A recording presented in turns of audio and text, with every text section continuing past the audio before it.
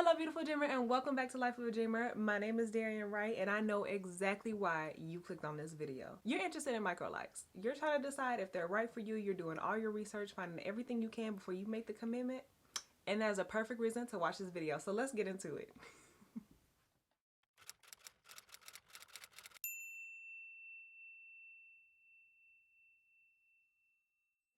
Something I'm really excited to mention is I have created a quick little beginner's guide to Microlocs. It has everything that I think will help you in any way for your beginning Microloc journey. It's as detailed as possible as I could have made it from my experience and the things that I have learned along the way. Because like I said, I love helping out. I love answering as many questions as I can, and I love talking about my hair. So check that out in the link down below. I know it will help you so much. And thank you so much for tuning into these videos and joining me on my journey. Now I have plenty of Microloc videos on this channel, and of course they will be linked down below and above so y'all can check them out whenever you want, but I have not addressed some things that I wish I had known or nobody had told me before I decided to get my Microlocs. Now I am no loctician, I'm no cosmetologist, I'm no hairstylist. I am a licensed esthetician and makeup artist, but I have had my Microlocs DIY self-install for over 2 years and almost 8 months now, and I just want to share everything that I have experienced. A lot of the questions that I get, I try to answer them as fast and as simply as I can, but I just want to get down to the things I wish I had known, because maybe if you know these things, it may inform your decision. Who knows? But it's just good to have the information out there. Now let's start with number one, and the last one I'm going to leave to the end because it's a little controversial. All right, so first things first, know your why and know your hair. I remember starting to see Microlocs around 2019, and the trend really blew up around 2020, obviously because a lot of us were in quarantine. We were trying to figure out what to do with our hair. There was a lot of bad haircuts. We were trying to figure out how to style our hair with no people to meet up with and do our hair.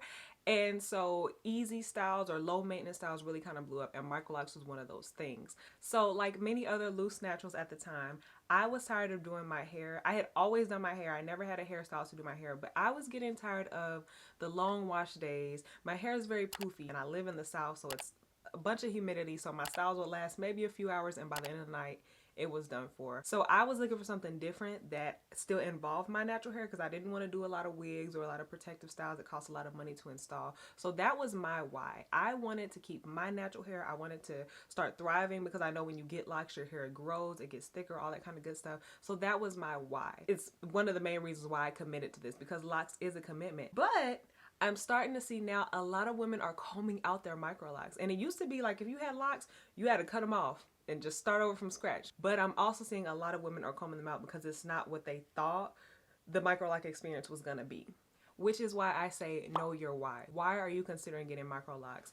Know what it's going to be. It is a commitment, and while it is more low maintenance and it can be cheaper depending on how you do it, there are still things that come with the hairstyle. It's not completely no maintenance. It's low maintenance, but it ain't no maintenance, and a lot of women I see are combing their locks out because it's not what they thought it was going to be. And now, since the style is very popular, it has gotten a lot more pricey to do upkeep if you're getting a loctician. So know all those factors before going into it. And also know your hair. I know, like everyone, when you search up a style and you kind of get obsessed with it and you're like looking into it, you see all these different women and all their different hairstyles and their different textures. Know your hair texture, because what you have growing out of your head is how your locks are going to look. Follow someone who has maybe the same kind of hair texture as you to see what those results are going to kind of be like.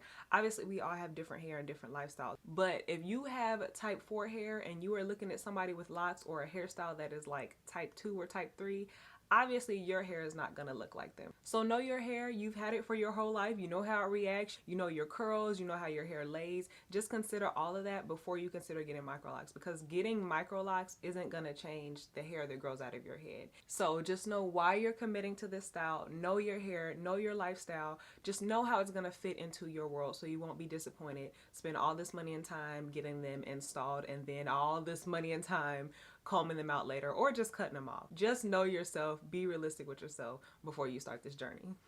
And that leads to number two, have a plan. Know how you're going to install your locks. Know if you're going to do it yourself. Are you going to have a loctician? How are you going to start your Microlocs? Are you going to start with braids? Are you going to start with twists like I did? Are you going to interlock all the way down? Find a sister lock loctician who's going to do that for you. Know what you're going to do, because once you start this journey, you're going to have to figure out a way to maintain those locks, or you may end up combing them out. I know for myself personally, I had to restart. I didn't completely take all of my locks out, but I did have to kind of fix my grid like 2 or 3 times in the very beginning because the sizing was a little bit off to me. My parting just got really strange because I was doing it myself and I had to go in and fix some things. So avoid that. Avoid that time and maybe money that you may have to spend to kind of fix anything. Just have a plan, because once you get that installed, you're gonna need to maintain it. So are you gonna do your reties yourself? Are you gonna retwist? I'm seeing ladies retwist now. They're not doing the retightenings. Just know your plan going into it. It'll just make your life a lot easier. Which leads to number 3, have your tools ready. If you're gonna do a DIY job like me, have your tools ready. I talk a lot about the things that I use for my hair, and I pretty much still use them to this day. Some things I don't use anymore that I mentioned in my earlier video, but of course I will have everything linked down below. Have your tools ready, because that just goes along with having your plan, and you will have everything. You won't be running to the beauty supply store or ordering things off of Amazon last minute.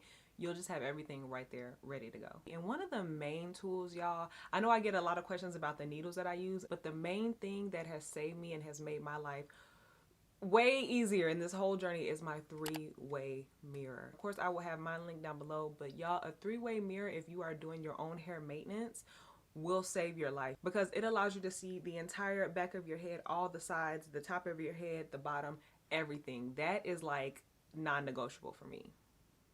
Another thing that people may not tell you before installing your Microlocs is to color your hair before your install. If you have a loctician, they may tell you that, but a lot of girlies are doing it themselves and they just may not think about it. But once you do that install, coloring your hair can damage the install, because coloring your hair does change the texture of your hair. It is chemicals, it's breaking down those bonds to put in or take out whatever kind of color that you want. So that may damage the progress of your Microloc install. So do it ahead of time. I know for me, I mentioned in my install video, I did color my ends beforehand, because I always color my ends. I'm not a whole dye kind of girl. So make sure you do whatever kind of color you want before you go in and do your install. If not, you're gonna have to wait until your locks mature a little bit, and who knows how long that can take depending on your hair texture. Some people say they should wait a year after their install, and honestly it really just depends on your hair. But if you know color is something that you're gonna want going into this journey, do it ahead of time. It'll make your life so much easier. Now, number 4, listen, I wish somebody had told me how dry my scalp was gonna be. Now, with all my internet stalking and all my research before I got my Microlocs, people did mention that their scalp was dry, dandruff, dry skin. Yeah, good and fine, but no one gave me the real on how dry my scalp was gonna be. They just mentioned it. No one really talked about how serious this was. Now, it's not full-on dandruff. Dandruff is a whole thing. I think when we have dry scalp, everybody just calls it dandruff. It is literally dry scalp. It is dry, flaky skin. It's not psoriasis. It's not anything extreme. But when you get the locks, I think something about the scalp being exposed more, there's that lack of protection from the sun. When your scalp is exposed a little bit more, it does get drier, and you have to maintain it a little bit more than before. No one really mentioned this. They just said, oh, my scalp's dry and itchy. I've had protective styles. I've worn mini twists for years. This is on another level. It's not an extreme to where I regret doing my Microlocs. I just wish I had been a little bit more prepared, because that scalp maintenance is gonna take your health, your scalp health, your hair health to another level. Because you have to focus a little bit more on your scalp, it's gonna be worth it, but just be prepared, because I wasn't prepared. I do have my oil mixture that I have mentioned on this channel, but I haven't given out the ingredients or the recipe for. So just comment down below if y'all want that oil mixture, because I do use it and it has helped my hair a lot, and it also protects my Microlocs. So just let me know if y'all are interested. And now this last one, it's a little controversial, and I say that because I have literally seen heated debates online about this topic, and I'm just gonna tell y'all, I do what I want. I know what my hair likes, I know what my hair needs, and I just gotta do what I want. And this goes back to knowing your hair. Y'all, condition your locks. condition your locks. Again, I say know your hair. Maybe you don't need it, but I know for me, I tried to listen to the locticians. I tried to listen to the lock community. And the conclusion that I drew was that I didn't need to listen to them on this point. And this is because locks are not black and white. I know the reason that people say not to condition your locks is because it can cause slippage. Your locks can come undone. Not having that kind of softness that conditioner adds back to your hair after a wash can help your locks mature faster, but I personally don't feel like that's good for my hair. My hair felt terrible when I didn't use conditioner. I think I did it for like 1 wash day, maybe 2. And I hated the way my hair felt. It felt dry. My ends started snapping off. I noticed like little breakage on my curly ends.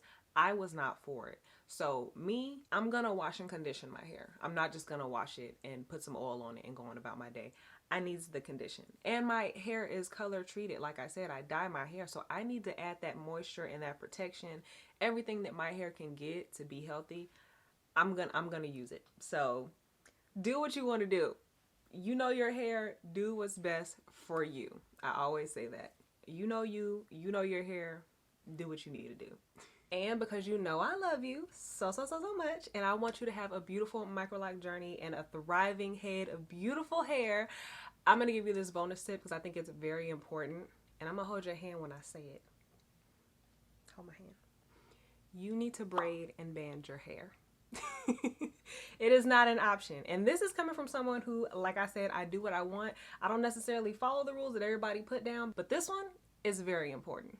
Now, you don't have to do it the traditional way, because I know when I first saw braiding and banding, I was like, I'm not doing that with my hair.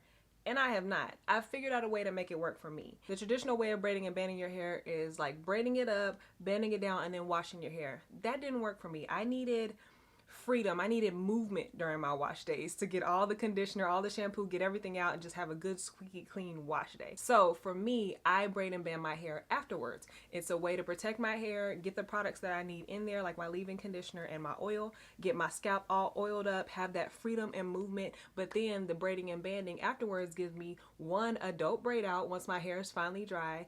2, it keeps my hair out of the way and in dried position when I'm drying it, which is usually overnight, so it helps me sleep better. And the most important thing, it's the #1 thing that really helps cut down on bunching and that big poofy frizziness that tends to happen to locks. And bunching is no joke. It can cost a lot of time and a lot of money to fix bunching, and that's when the hair expands when it's in a wet state, and then it's gonna shrink down again when it dries. And if you don't set your hair up in a good position to dry in like a healthy, uniform way, it's just gonna do whatever it wants. And that's where bunching comes in. That hair bunches up and it's a nightmare to fix. So braid and band your hair if you want to save yourself some trouble down the line. Keep it in some kind of state that's gonna work for the shape and the longevity of your locks.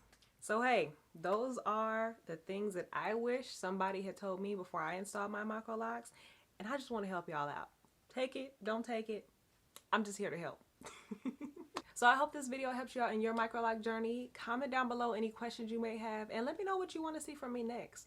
Thank you so much for watching this video. Don't forget to thumbs it up, share with someone who you know it may help. Don't forget to subscribe down below and hit that bell so you get notified every time I post a new video. And follow me on my other social media. Thank you so much for tuning in today.